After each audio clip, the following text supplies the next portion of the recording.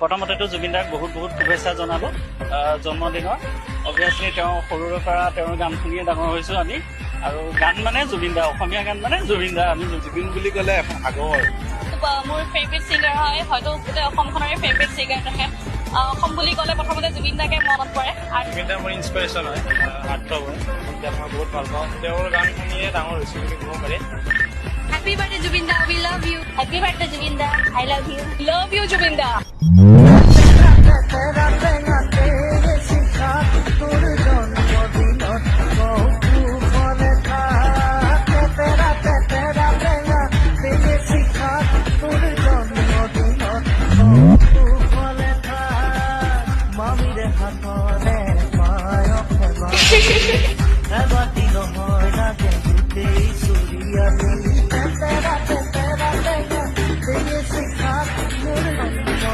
Yeah.